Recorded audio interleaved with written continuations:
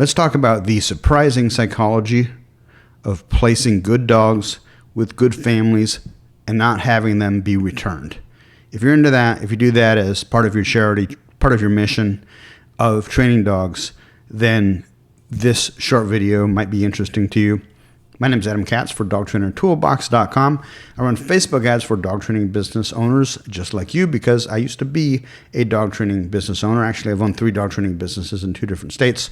And over the past 30 years, I've done a whole bunch of stuff like writing a bunch of different dog training books and running a dog training subscription membership website. But today I want to talk about my friend, let's see if I can toggle this over, Adrienne Salomé Forsythe, a dog trainer in Bastrop, Texas, I believe, and she made a very interesting post that caught my attention. The post basically read, I'm going to kind of summarize some of this. She was talking about a dog that she had placed and had advertised the dog, if I'm understanding correctly, as having something like over $9,000 worth of training because she had had the dog basically as a board and train for months in an attempt to better the dog's life and place the dog with a good family. She says, anyway, she's back. It's sad. I'm a little frustrated. She is not at fault. And trained and free means higher expectations, less emotional leverage compared to a poor rescue dog with a question mark for a past that just needs patience, love, sympathy while their behavioral concerns mount and return, apparently. It's human psychology. Training paid for is worth far more than training free. This happened with Maya, presumably another dog that she had rescued. First, found a wonderful family. Our hours and hours of coaching over more than a week was completely thrown out the window and she was returned after 24 hours. And now Tina, a gem of a dog with 0 behavioral concerns outside of physical contact during Zoomies. If you aren't familiar with pity Zoomies, you know, there's a misspelling there. Beautiful obedience, excellent temperament. So she's looking for her forever home, forever people. I'm determined to find this girl a perfect home. While this week the shelter had to call, Tina is safe and waiting for her rescue landing. Know anyone looking for a dog like her? So I asked a follow-up question. Let me see if I can bring that up here. Not that one. Not that one. Not that one. Let's go over here. Let's see here. So I asked, I'm curious about your comment on free trained dog versus rescue dog. Are you saying one label attracts a different type of adopter with more commitment? Let me toggle back over here. She says, yes, emotions grow commitment more. He needs me. She was abused. I rescued him.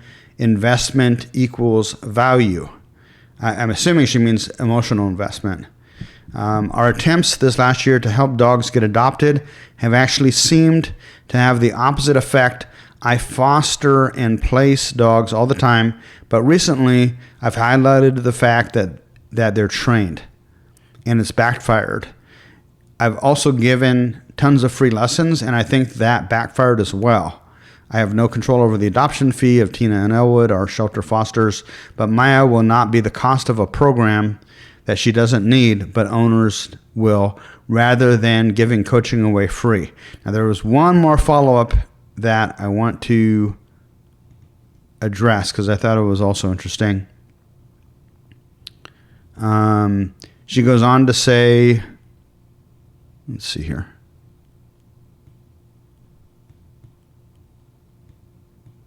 In 2004, we trained and homed 11 dogs, no problem, but didn't highlight the training reality. It didn't highlight the training really. People don't see the value in the training. Has $9,000 worth of training, blah, blah, blah. They see the value in the rescue, the emotion over the logic. So I'll shift our narrative for these pups. That resonates with me a lot. That resonates with me a whole lot because what I found in studying marketing, being a student of marketing and advertising, I would say longer than I've been a student of dog training, which I've been a student of dog training for 30 to 35 years at this point. I've been into dogs my entire life, but was really into advertising originally before I got into dog training as a profession years and years ago, back when dinosaurs roamed. And I found the same thing about advertising, is that people make decisions based on emotion, not on logical reason. They make decisions on emotion, and then they use logic and reason to justify those emotional decisions. So I just found, for whatever reason, I found this really, really fascinating and wanted to share it with you, because if you are a professional dog training business owner or just a professional dog trainer, you've probably come across great dogs that you've tried to find a home for. I certainly have.